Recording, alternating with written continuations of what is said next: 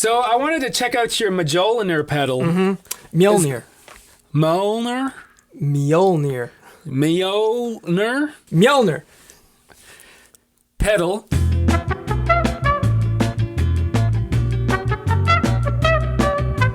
Welcome to another episode of Between Two Fenders. Today, I have a very special guest. He's my first kind of tech guy, my first builder, Mr. Zach from Mythos Pedals. Hello. Do I say that right? No, well, you know... Is it Mythos? Well, I say Mythos because Okay. I was born and raised in Tennessee. So I think the correct pronunciation would be like Mythos. Really? It's because it's Greek. Yeah. Everyone says it differently. Everyone in England says Mythos. Uh-huh. So whatever. That's right. All the As long as you know who I am, it's fine. You're the guy with the cool pedals that have like Zeus on the. And that's it. This is Zeus. But when I first started, everyone called them the Jesus pedals. Because we're in Tennessee. Well, that's right. I should tell everyone that we met at Carter Vintage Guitars here in Nashville, Tennessee, a couple years ago. Yeah, back when I worked there. Yeah, you worked there, and I was actually filming my first vlog-style video. I was like, a visit to Carter Vintage, and I ended up meeting you there. Like, you introduced yourself, and then we talked about your pedals, and you let me try the Chupacabra, which I have. It's over there. Uh-huh. You can't see it on camera, but I filmed myself demoing it, and I bought it, and I took it home, and so that's how we met. That's it. I'd like to know how you became a guitar player, and then how did you get into the tech side? How did you get into building pedals? Sure. So I started playing guitar when I was 15, and no one in my family was really super musical. My sister took piano lessons when she was a kid, right. And both she and I were in like concert and marching band in like middle school and then high school. I played trombone. So it did not prepare me for the treble clef at all, which is, looking back, I should have picked something else. Trombone is C clef or something, right? It's bass clef. Bass clef, okay. But I that was like my introduction to music, and then I had always wanted to learn how to play guitar. And like I said, I had like some uncles that kind of like played acoustic guitar, but no one played guitar. So when I was 15, my dad, for my birthday, got me my very first guitar. And which was?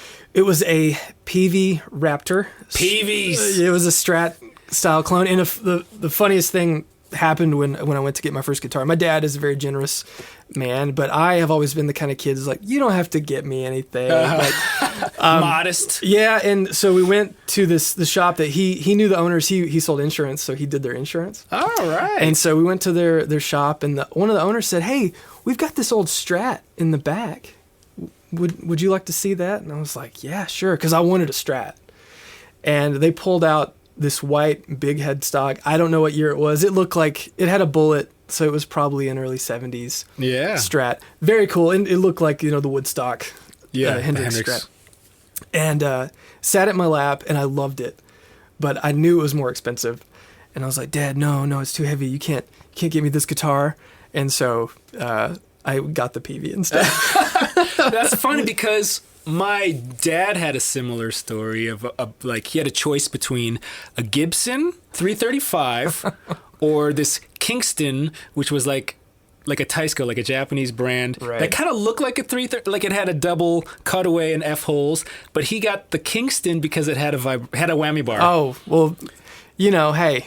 So, and which ended up being the guitar that I learned on. Right. Which, looking back, I'm like, I could have learned on a vintage 335. That's my first when guitar. was he getting this guitar? So this was probably early 70s. So it would have been like an early 70s 335. Right, which I ended up buying late. At some point, I had a 70s 335. That's crazy. Like, you think about, like, even when I was learning guitar, that was like 99, when I first started playing guitar, you could still go to pawn shops and find vintage stuff for almost reasonable, and now that doesn't exist anymore.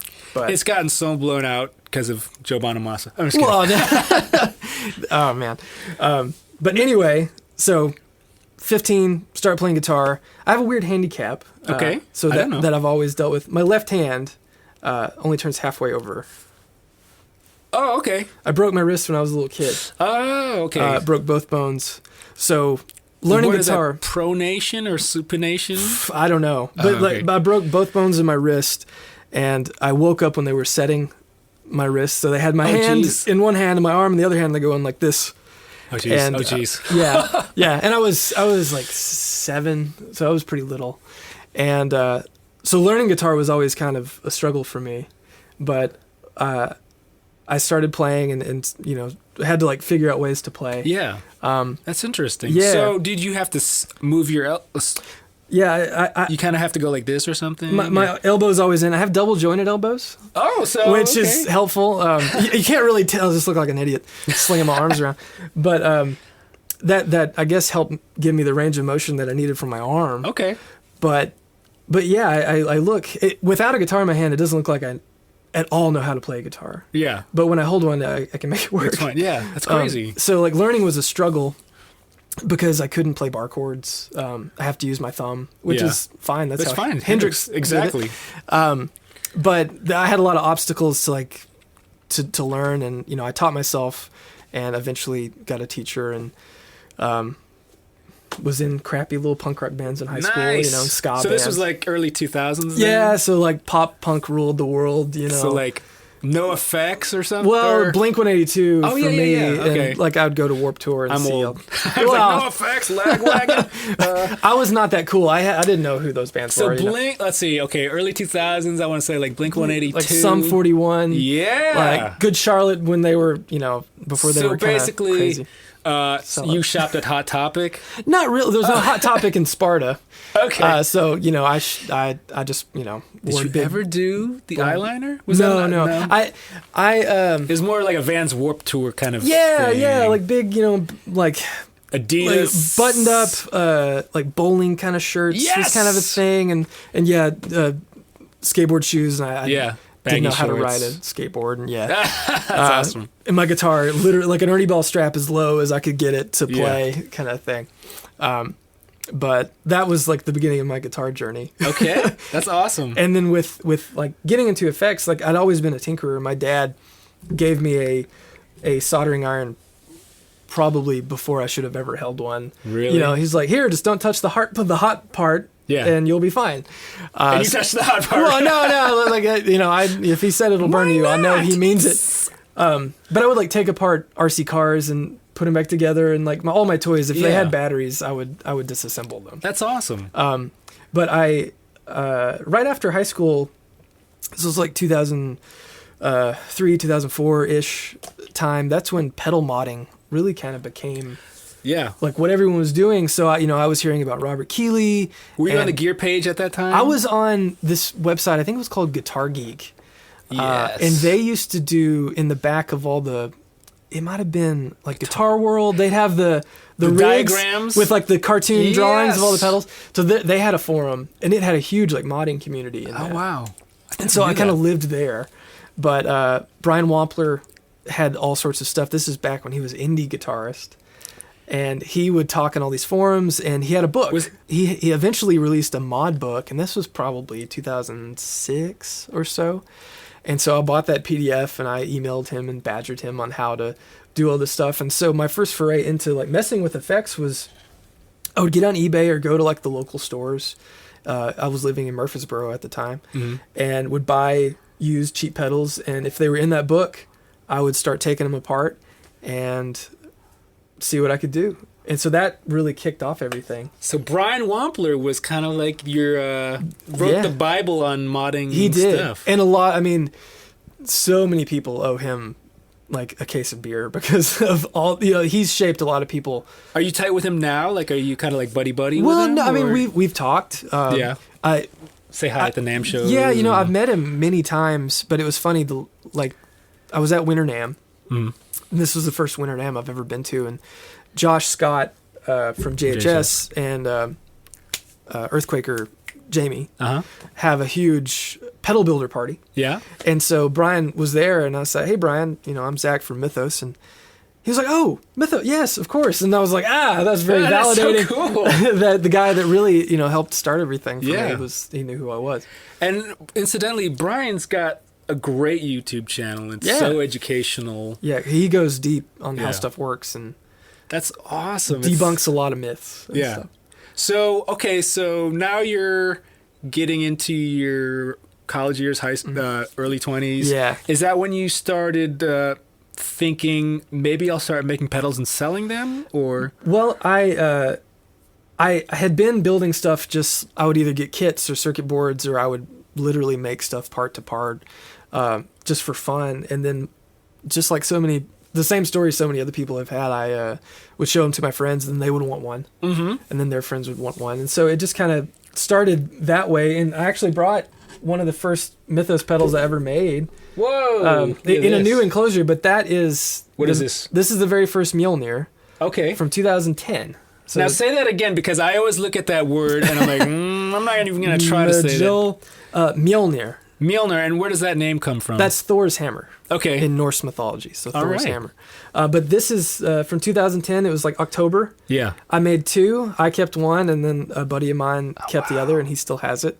But that is like the very first Mythos pedal in a new enclosure. The original enclosure was just like raw aluminum and had like water slide decals on it that I printed and cut out myself. But this was one. Now, is that pedal, was that an original design that you came up with, or No. were you influenced by a particular circuit? Yeah, this is a Klon copy. Okay. And I had tweaked it a little bit back then, and have since. I still make it. I continually have changed it, but at its core, it's still very much inspired by that original circuit. Right. So yeah, but this one was, apart from the diodes, pretty much just a 1-to-1 replica, as best as I could do before I knew anything. Did you have a real Klon to AB it at the time? Oh no, you were just going through the schematics. Yeah, and that was back when they were, $700, or maybe they might have been $1,000, and which is, well, what are they worth now? If you see one for less than 17, you should probably buy it, kind of thing. 1,700. 1,700, yes. Okay. Don't say 17,000. No. I feel like, damn. They're not like I'm a Dumble out of yet. this. There is something magical about those original ones, but that's what everyone tells me. I have a couple friends that have original Klons, and I've played through them, and I'm like, I would have to sit with it to actually like get a vibe with it. Yeah. It didn't really hit me because it's a situation we were like at a sound check, so I didn't really get to hear it. Yeah. But I would love to get my hands on an original Klon just to see what all the hubbub is. I want one just to have one, but it's like why I don't have a gig. And What do you think came before the Klon as far as like this is like the mystical pedal? What was like the big overpriced vintage overdrive pedal that came before the Tube Screamer TS 808 or something? But even back then, an 80s one was probably they would $200, $250, $300 maybe. Because now they're about $500. They might not even have been that much. Yeah. For an original one. An 808 would have been higher than a 9. You could get TS9s from the 80s for pretty cheap. Oh yeah. But they were everywhere. I can't think of a lot of pedals that had that sort of mysticism like the original Klons did. I'm at trying that to think time, if there's any fuzz. No, well, fuzz faces for sure, and tone benders. People were always like cloning those because like was Analog Man. Was it something? Yeah. Was it something like because the Klon wasn't mass produced that it was probably it was harder to get or harder to come by? I think that was the biggest part of it. Is like it was rather limited. I think he only made like 1,500 of them or so, which is not very many. And he only sold them for. I think the very first ones were like $300, then they're like $350 or something. Yeah, which was a lot because they started coming out in like the early 90s. Yeah, I mean, which is a lot of money anything for a pedal. More than $100 for a pedal in the 90s was like, whoa, that's boutique. Maybe even before boutique was even a word, right? Because it was really like him and Mike Fuller who started the whole boutique game. Were you already in business at this time now? No. Everything was just basically for fun. Okay. When did your business when did you go into be like, okay, I'm going to do this as my business legit? Right. So in, I guess it was about 2016 or so, I had met my now wife and she was like, you're good at this. You should try it. And so I made one that looked just like this and gave it to Rob Chapman because he had come to Nashville. Oh, cool. For his like Chapman Guitars thing. Mm-hmm. And, he took it and loved it and then shouted me out. This might have been in 2015. I gave it to him and then he shouted me out in March doing a March Madness like pedal thing. Yeah. And he said, this is going to be a brand to watch. And right after that, because I was doing it for fun, but I was, not selling hardly any, very few pedals. Were you working at Carter Vintage at this time? Yes. Okay. Yeah, I'd been working there, and I'd had a few there, but that was Yeah. they had been there for a while, Well, it was cool that the Carter's Vintage people were letting you sell your Right. wares in their store. Well, they were consigned, so they were getting their cut. Okay. But after that, Andertons called me, and they wanted them, which was like amazing. And then Riff City Guitar, which is in Minnesota. That's where I buy my picks. Or Oh, did you my get picks. the Hawk? The Hawks? Yeah. And I probably just lost it. It's in the neck of your guitar. Yes! It's right here. That's it. This is like a $13 pick, and I don't ever want to lose it. I have 2 of them. It's like a blue chip. Yeah, kind of thing. exactly. But after they contacted me, I'd never gotten an order for like 20 pedals at once. And so that's when it really kind of started. And by the end of 2017, I was working at Carter. I was doing this, and I was making quite a few. And I just said, hey, I have to make a decision.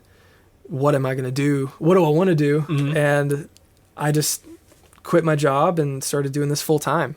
So, Well, obviously, this has become like a passion for you. It's you really put your heart and soul into making these pedals, and that's why what attracted me to like these pedals were like, when I first tested out the Chupacabra in the store, like as you had told me like, okay, this is kind of like a Billy Gibbonsy thing, but it's not. It's kind of a fuzz overdrive thing. You'll hear it. It's basically what you said. I'm like, okay, I'll check it out. And as soon as I plugged it in, I might have just had all the knobs like this, and I had a Les Paul that looked similar to your Les Paul. I'm just like, this is awesome. So for me as a player, if the piece of gear that I'm using resonates quickly with me, or if like I can dial in a great tone super fast, because like even they say like people's attention span on YouTube is like 8 seconds long. So for me, that works the same with gear. Mm-hmm. It has to grab my attention within like 5 seconds of playing it, or else I'm just like not into it. Right. So, and I think a lot of your pedals, because I have 3 of your pedals. Mm-hmm. The other one, the Herculean, is that how you pronounce it? Yeah. The V2, that immediately was like, oh, this is the best overdrive I've ever heard, because I had dialed it in super easy, and it was like, boom. Right.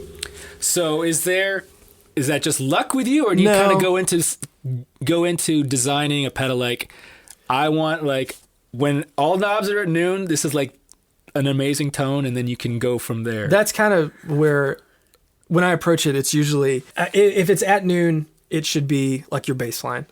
Yeah. Like nothing should be a dramatic shift when it's at noon, unless it's specifically designed to do that. But I don't want a bad sound to really live in them, because I feel like a lot of pedal designers will make a pedal and it's like, it's fine below 12 o'clock, but above there, you just don't use it. You want it usable in different things. Yeah, I totally get that. Like, with the Chupacabra, I could have easily added, like a pre-gain knob and a tone knob and all sorts of stuff, but it takes something away. Yeah. And so I want that immediacy. I want like the raw connection of your guitar with your amp to be, I want your guitar and your amp to be the star, and the pedal just to be something to smattering, on top of it. I almost want the tone and the sound to be chosen for me. Mm-hmm. And like trust the builder to make it sound, as opposed to having a ton of knobs on it and choose all you want, tweak it all. I don't like. Well, there's option paralysis. Yeah, I don't like a lot of tweaking. I don't like a lot of knobs on my amps or my pedals. Right.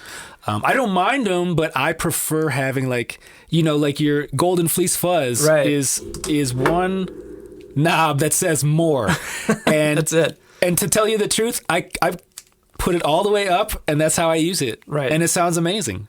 And that's, I just want everything to be, like, I feel like a lot of people make pedals, and this is not a dig, it's just an observation, for different kind of guitar players. There's people that make them just for people who want to make noise or really want to get far out and experiment.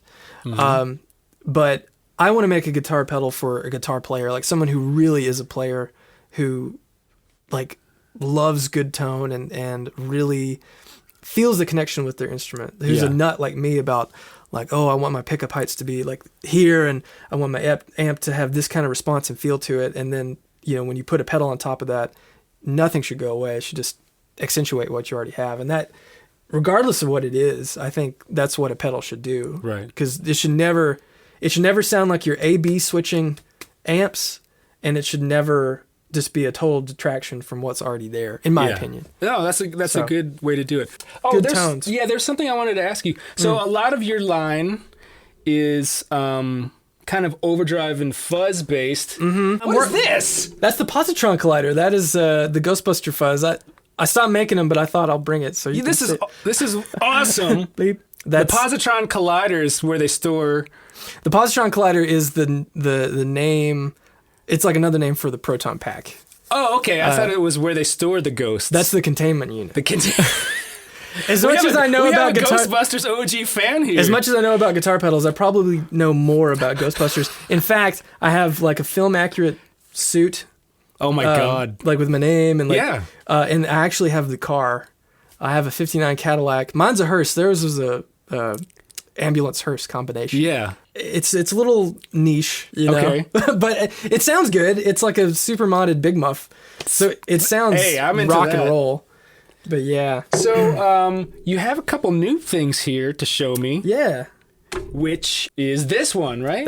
This is so at Summer NAMM last year. Yeah. We did a pedal with Joey Landreth, who I've worked with a lot.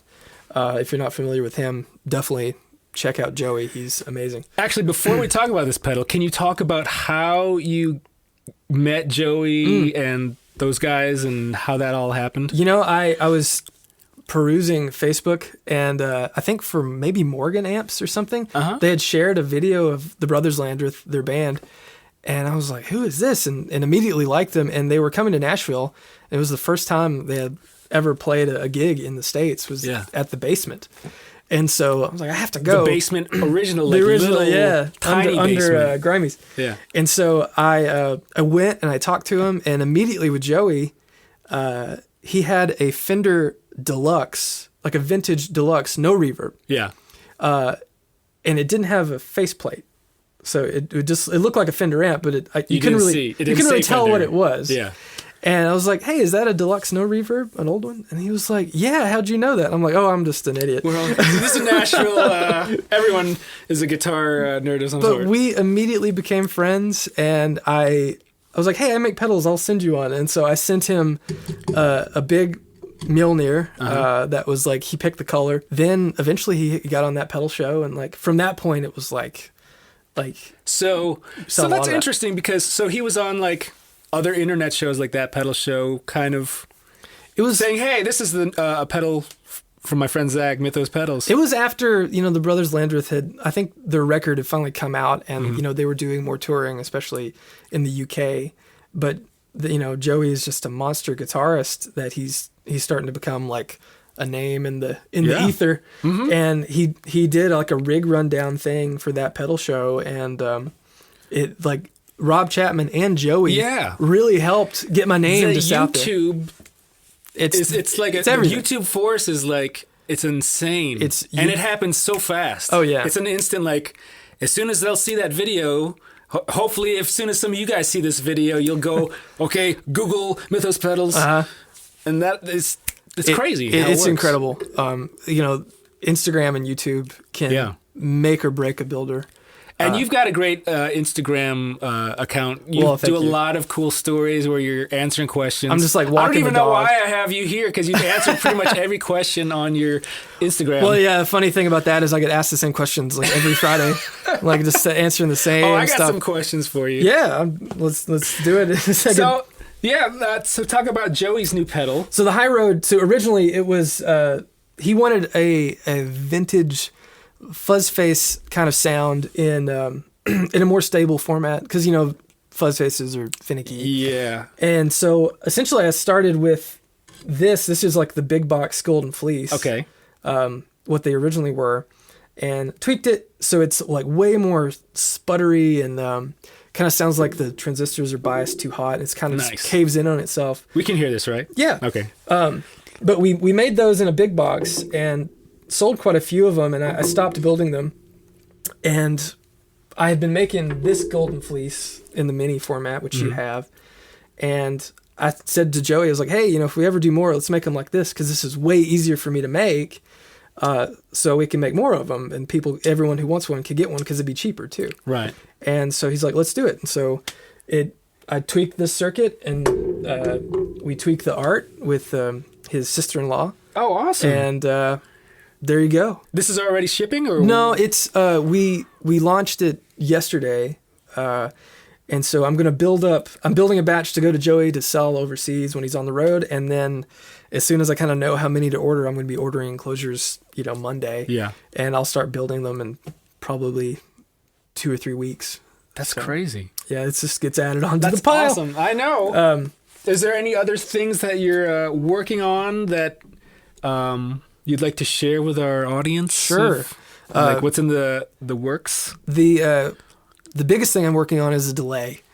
Ooh, see? You don't just do fuzzes and overdrives. No, and everyone, oh man, I did a poll on Instagram asking people, like, what do you want from a delay? And it was just this laundry list of I want this, subdivision with expression control and tap tempo and a MIDI in and out. And I'm like, I don't even know how to do that. I think I probably just wrote, I just want it to repeat. Yeah, does it repeat back in the time you set?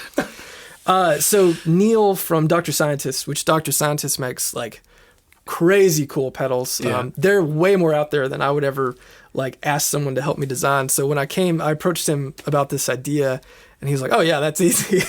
So it's essentially a marriage of a deluxe memory man and an Echoplex sort of preamp thing. Ooh. But with some more modern amenities. So it's going to have a tap and stuff, but it's going to have a preamp control, so you can get it kind of crunchy.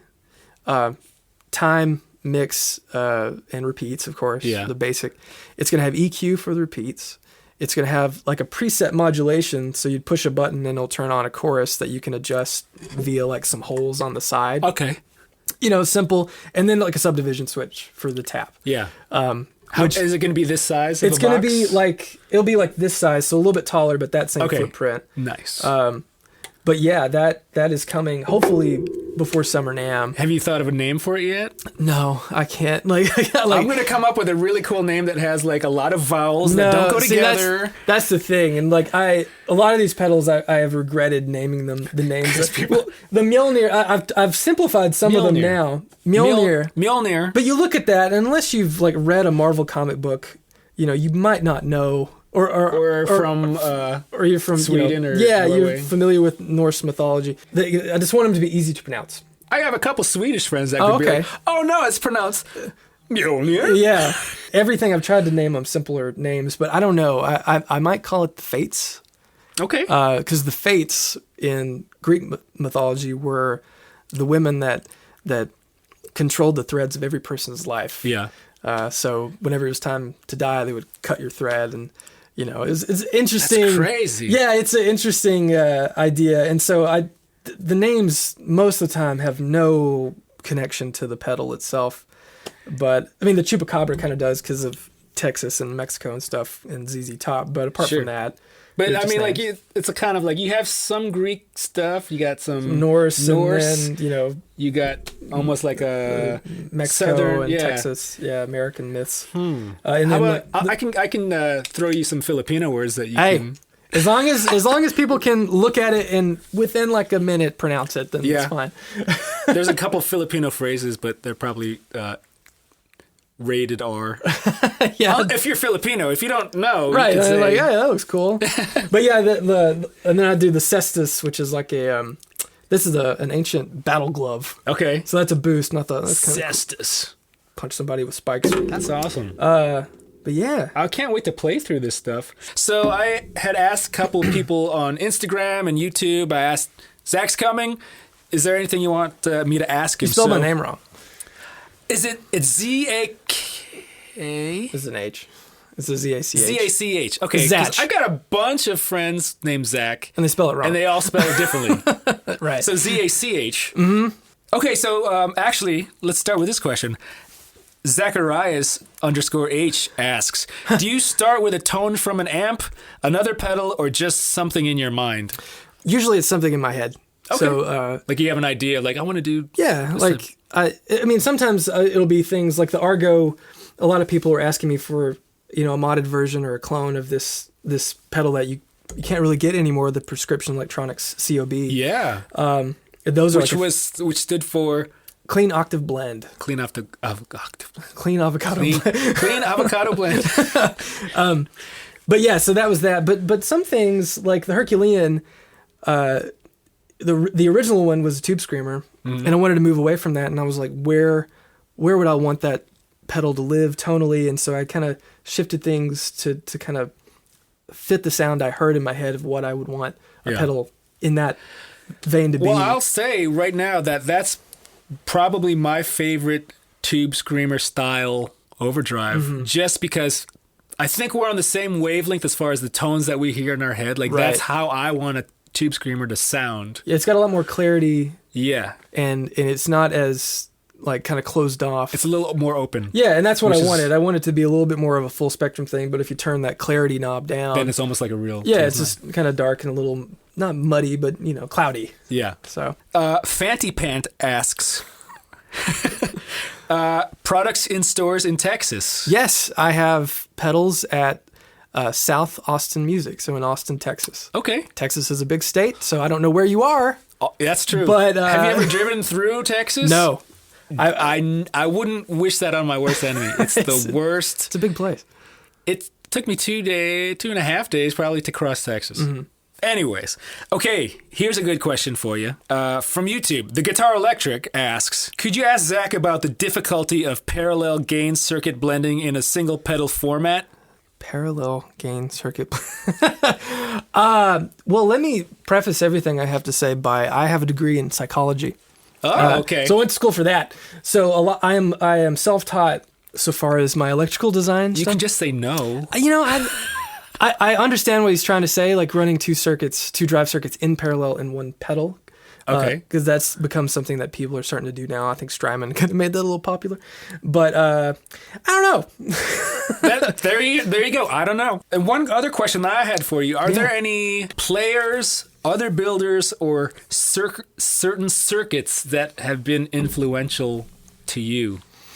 Well, players, definitely Billy Gibbons. Yeah. Chupacabra. And Dedication. And the earliest like ZZ Top tones before they remastered everything, because after Eliminator they like redid the back catalog.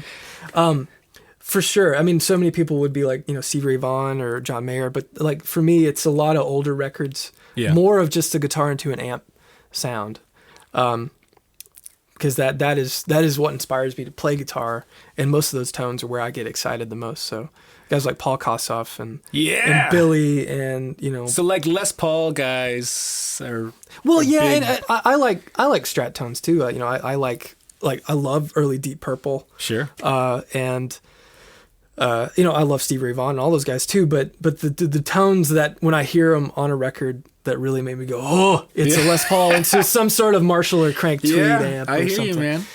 Any other builders that you're fanboying? I love Lawrence Petros. Like when it comes to Marshall style stuff in a box, like he's nailing it. Yeah, he's got some cool stuff. And probably my favorite builder is Tim Yarnig, who makes the Gristle King, which was Greg Koch's signature overdrive. But he just makes great pedals, and they're so dirty cheap. Yeah. The wait time is crazy. Oh, really? But it's just like, I don't even know if it's his full-time gig. I think he has like a serious job, and this is something he does for fun, but he just makes killer stuff. Oh, and cool. They sound great. I've never played one that I thought sounded bad. Are there any favorite circuits? I don't know. I've never asked a pedal person a question. I love the Tube Screamer, like the classic Tube Screamer. If I had to have one overdrive, like a Desert Island overdrive, it would probably be a Tube Screamer. Yeah. Just because I know how to use it, and I feel like that kind of architecture is so flexible, and you can do so much with it. Like, dare I say, if someone gave me enough time, I could make it sound like most other things, just tweaking it in one direction or another. I could probably make it sound more like a Klon. In fact, I've modded Tube Screamers to sound more like this, and it's just literally Yeah. changing a few parts. That's crazy. Well, good. Yeah. Hey guys, thanks for watching this episode of Between Two Fenders with Zach. Stay tuned for the next video where I get to play through all of these pedals. Thanks again for watching. If you'd like to see more videos like this, gear demos, tour vlogs, click that subscribe button and I'll see you guys next time.